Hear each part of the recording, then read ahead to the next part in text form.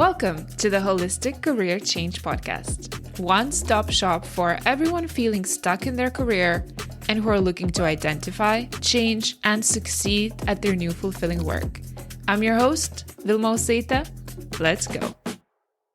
Hello, beautiful people. Welcome to episode 6 of the Holistic Career Change Podcast. Happy Monday. I hope you're well. I'm well. I'm not recording this on Monday, but I'm jealous that you get to listen to this on Monday because, as you know, Mondays are my absolute favorite day of the week. First of all, I'd like to thank you very much for the lovely messages that you've sent my way saying that you can really relate to what I'm sharing here on the podcast. That really is my goal, so that you could relate and also get some inspiration and perhaps a few tips and hints here and there that would encourage you to embark on your very own career change journey. So the fact that you're feeling that means the world to me. I'm complete. As I've already mentioned, doubting life choices and doubting career choices, especially when we've invested a lot of time, effort, and money, can be a lonely place. It can be a very isolating experience because you might be struggling to even admit to yourself or come to terms with the fact that the career that you're in, it might not be for you.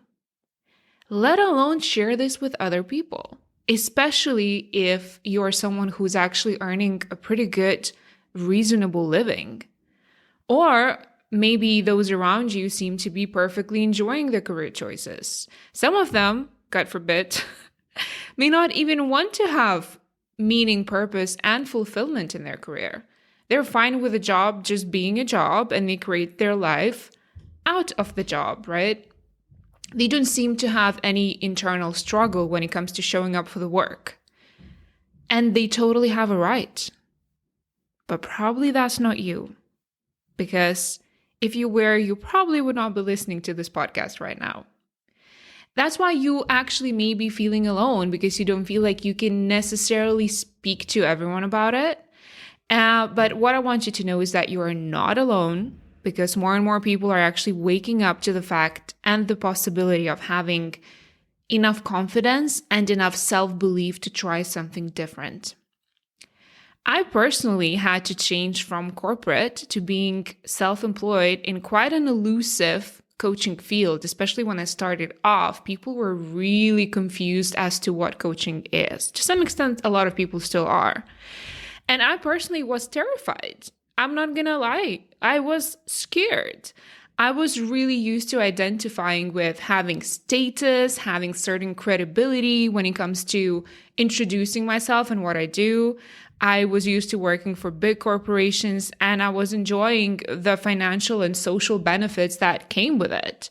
However, I was also deeply unhappy. My soul was crying. But because I didn't see many examples around me of those who said, you know what, F it. I need to find me and do what I believe in.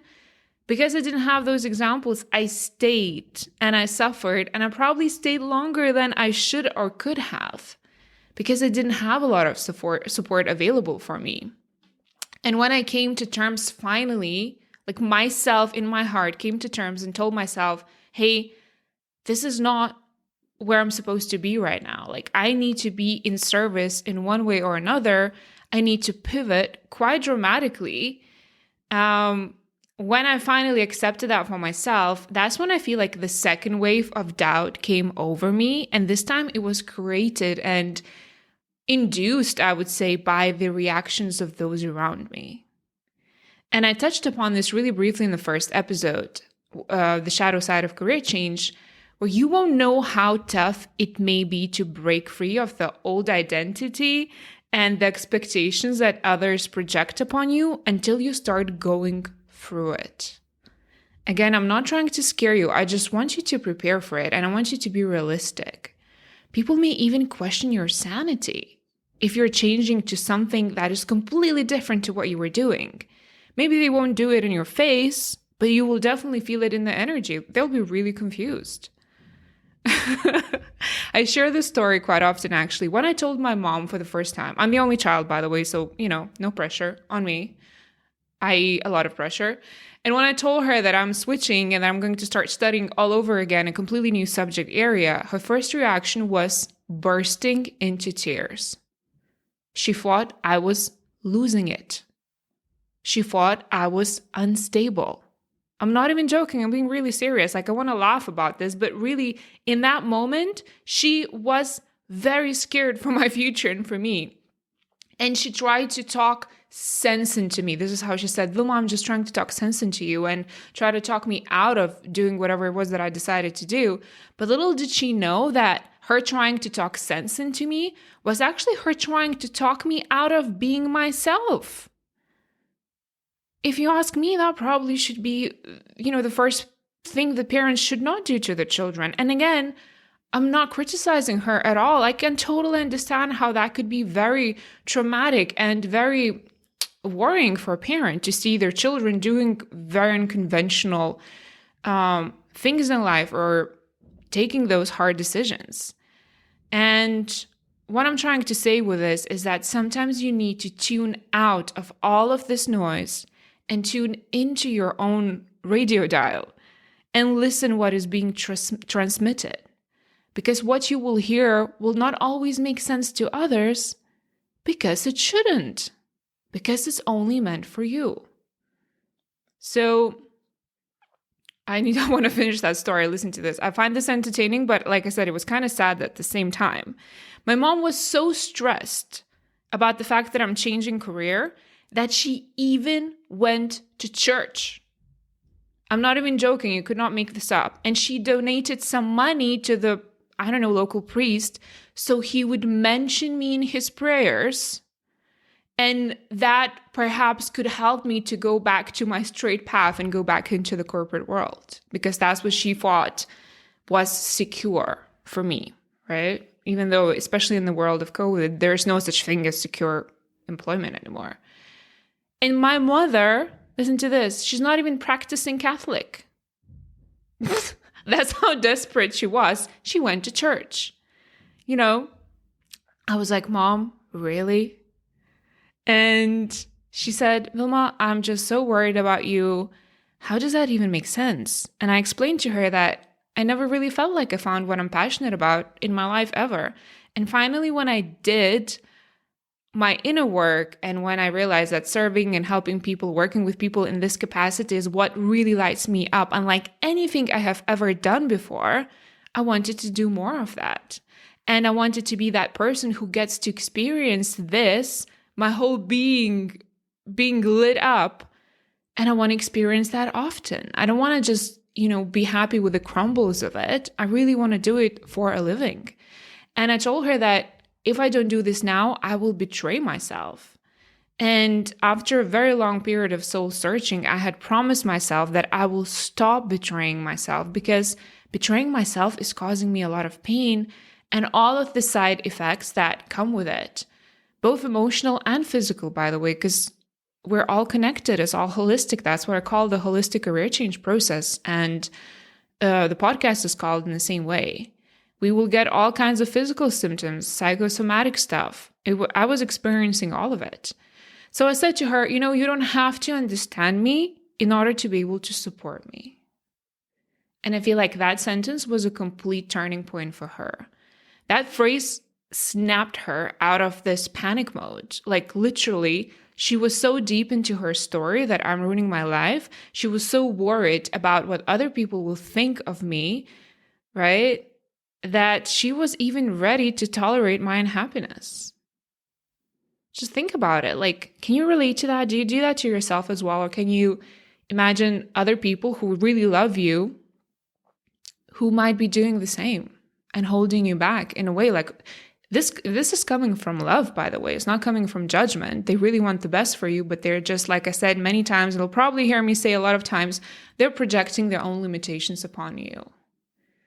If you have not allowed something to yourself, you will really struggle to tolerate that in those around you who are letting themselves to do more, dream bigger, go after it. It will cause you a lot of turbulence inner turbulence inside of you. So the reason why I'm sharing this is because I want to sell you on doing the work before you make that career change decision. Before you shift, you need to have the foundation and you need to build your self-trust first, so you would be able to, on top of everything that you'll be handling, to also be able to address and handle these conversations that you'll be having with other people. And in order to get that foundation, you need to study yourself. In the last episode, we spoke about your unique strengths. I shared SIGNS with you, which is an acronym, and please go back and listen to that episode and do the exercise. And don't do it for me, do it for you. Even if you're not sure at this point in time if you want to change yet, this information that you will learn in the process will serve you unlike anything else you can ever learn at any school or any university. And today, we will look into the second puzzle piece, is your core values. So you may actually have a job where you get to use your unique strengths and you are kind of interested in it. And when people ask you, how do you like your job? And maybe you've had that before as well. By the way, I've been in positions where I had that. When people ask you, so how do you like it? Then you're like, yeah, it's okay. Or like, well, it's okay. When people tell me that, as someone who works with career changers and who's a coach, if you tell me, yeah, it's okay. This is what it tells me. This is the information I get from it, is that you probably get to utilize some of your strengths, which means that you do get a little bit of energy out of performing, at work. And maybe it's in the area industry that is, not boring you to death. It's not horrible, but it does not fully fulfill you and you do not fully believe in what you do. You do not see the purpose and probably the future. And it could be in anything in the industry. It could be you don't see, you don't align, you don't resonate with the company, or maybe it could be the boss. Maybe you don't believe in the boss. What that means is that this current position, this career does not align with your values. And again, values can be really overlooked. Not totally overlooked. By the way, I'm not saying that what I'm sharing with you is the most unique piece of work, right? No, it's not new. But what it is that I've seen it over and over again. It is an essential element that needs to be addressed if you want to do this career change right, if you want to do it properly. Because if you don't, you will get what I call career change PTSD. I'm very proud of this one. Career change PTSD. What is it?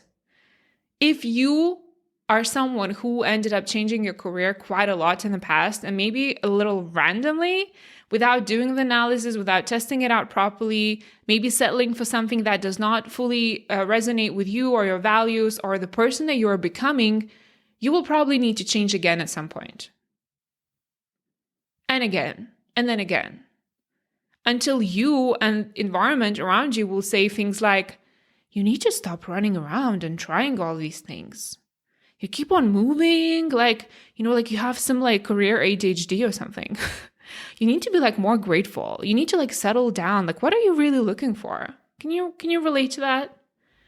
People will say, looks like you don't even know what you want yourself. It's awful. What are you doing to your career? Right? People will question you. And you have no idea how jaded some of my clients are from these remarks. It's hurtful. But you know what's even more important? Part of these remarks are true. These people, they do not know what they want. They know what they don't want. They don't want what they have right now, but they do not know what they want. And the worst part is that people are throwing shade on them and criticizing them, but no one is teaching them or helping them how to find what would work for them. They're just hearing that they're doing things wrong. Well, that's helpful. Thanks. So it's not like, someone wakes up one day and says, well, why don't I become this adult who can change as many jobs, as possible. And I could win this job change Olympics and would look confused AF. And I don't know, look like someone who doesn't know what he or she's doing with their life. No one wakes up saying that to themselves. And if you can relate to what I'm sharing, one thing you need to know is that you're in the right place.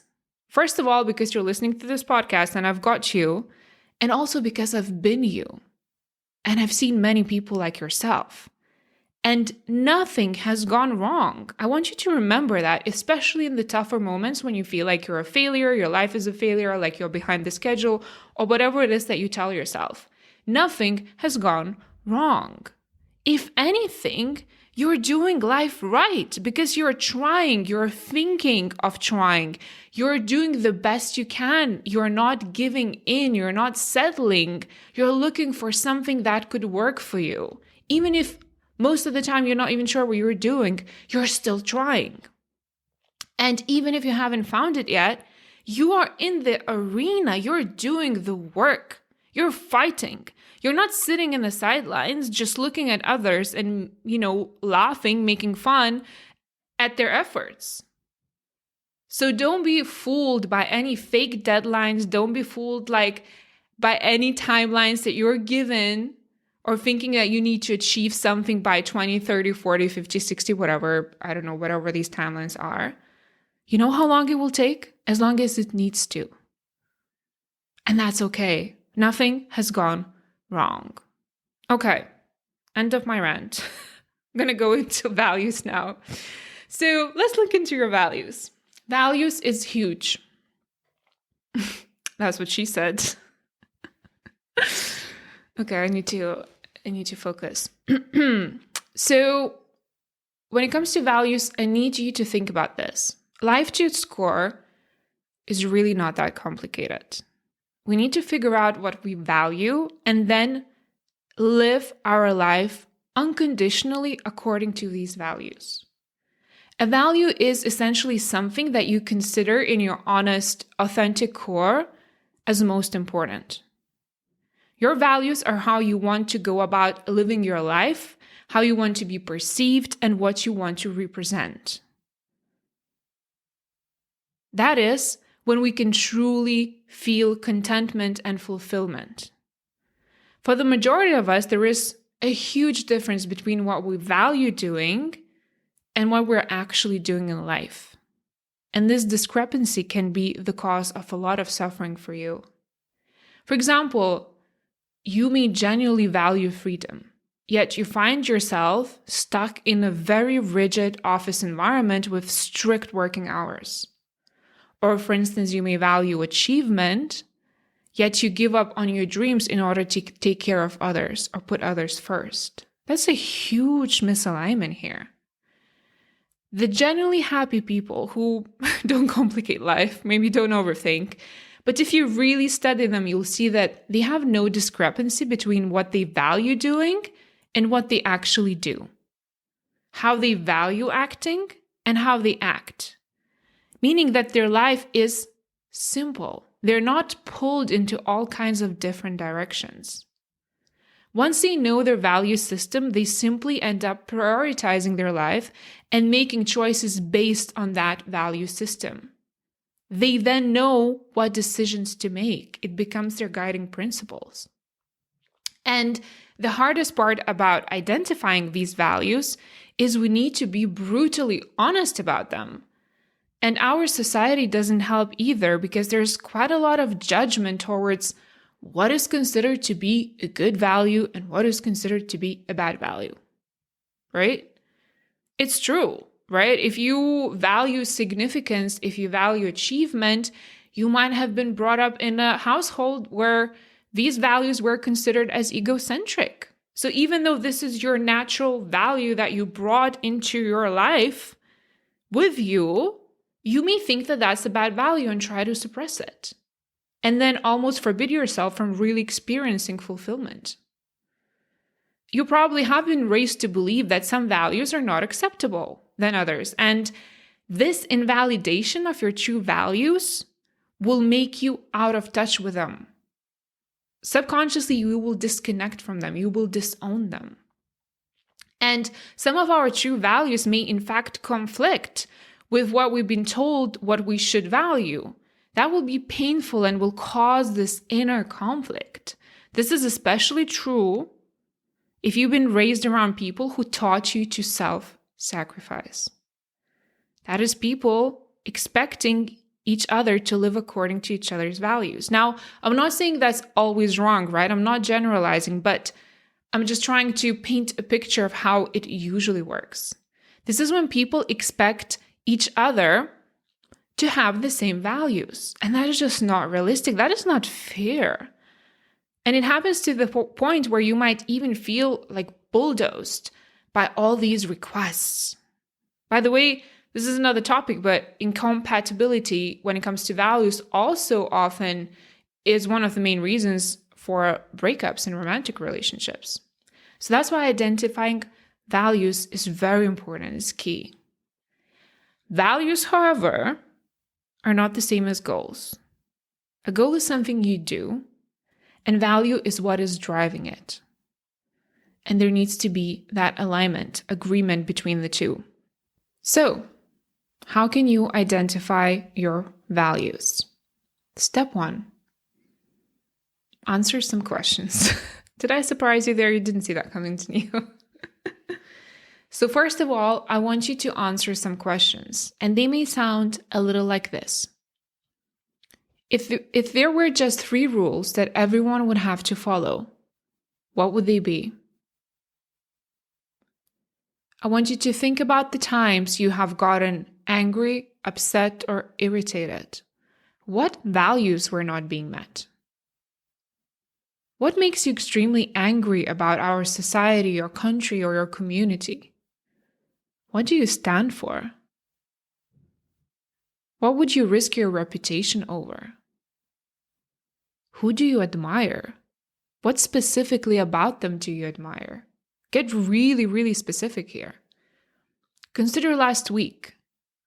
What did you go out of your way to do and not do? In general, what's important to you? What do you want to be remembered for? What would you die for? These are all value questions that will help you to start getting a better grasp on what your value system is. Now, step 2, once you have identified those core values, then it will be easy for you. I find this one rather straightforward because we usually, once the question is asked, answers will come for you, right? So once you have those values, I would like you to then prioritize them to yourself. And having this priority system, will help you guide you through life decisions. Because when life happens, you will know which turn to take because you will have your value system prioritized. And step 3, I want you to check in with that list. When you look at this value list, ask yourself, does this feel good to me? When I read this list, does it fill me with integrity? Do I feel proud to present this value to the world? And even if the world opposed this value, would I still stand in it anyway? Check it. Check if that is really your true value, again, just to make sure that some of the values that you list is not something you think you should believe in and stand for, but actually is what is important to you. And don't be ashamed, don't feel bad if some of these values are, like I said, achievement or significance, approval. Check yourself. Now, before you get overwhelmed with all of these questions and steps that I just shared, what I'm going to do for you, and that is also in response to a couple of messages I received with people saying that they like to consume and listen to the podcast on the go, so they don't always have an opportunity to kind of stop, especially if you're going for a walk, and write down the questions that I'm sharing with them, but they still would like to do the exercises. So this is what I'm going to do for you. I have prepared and I will attach a downloadable and fillable PDF with the questions that I've shared with you today so that you could complete it at a convenient time for you. All you need to do is go to my website, which is my name, surname.com, which is vilmausaite.com/podcast. And then you just need to click on episode 6 And in the show notes, there will be a very nice, pretty shiny link for you. Click on the link and you'll be able to download the PDF. No strings attached. I'm not asking you to share your email with me. Literally just a little gift for you because I really want to make it handy. And I really don't want you to have any excuses to not ask these questions of yourself and then perhaps even print it out, fill it out by hand, and keep it, because it could be something that you can go back to, because what values tend to do, they tend to change. There will be the core values that will be fundamental and probably something that stays with you for the rest of your life. However, there will be some values that will tend to change depending on the life stage that you're in. So having that list, going back to it, reevaluating is something that is very, very helpful and very healthy. It's a little gift that you can give yourself. Also, if you're not subscribed to the podcast, please do so. You can do that in virtually any platform that you're listening on right now. From what I've seen, actually, most of you are on Spotify and iTunes. So you can click on that subscribe button there. I also have some amazing interviews lined up for you with some of my clients who already transitioned. And I also have handpicked other people who have transitioned in their careers successfully, and they're working in areas of fulfillment and passion and meaning, and they feel like they're living their calling right now. So I also want to make sure that I feature these really inspirational people on the podcast. And it's all for you guys, all for you. I really just want to make sure that I am serving my audience. By the way, the final question that I have for you, have you guys been filling out and putting together your dream career folder that I asked you to start a few episodes ago? I hope you are, because that content of the folder will be very useful for the next episode that is coming up next week. Okay, I hope you're well. I hope you're healthy, and I'll speak to you in a week. Bye. Thank you for spending time with me today. If you enjoy listening to this podcast and you'd like me to support you in your career change journey, that is, take all the guesswork away for you, help you navigate the turbulent career change waters, and successfully transition, you can apply to work with me one-on-one. I will be opening up a few coaching slots, so if you'd like the opportunity, please visit my website, www.vilmausate.com/apply. That is vilmausate.com/apply. Let's make 2021 the year of transitions for you. The time is now.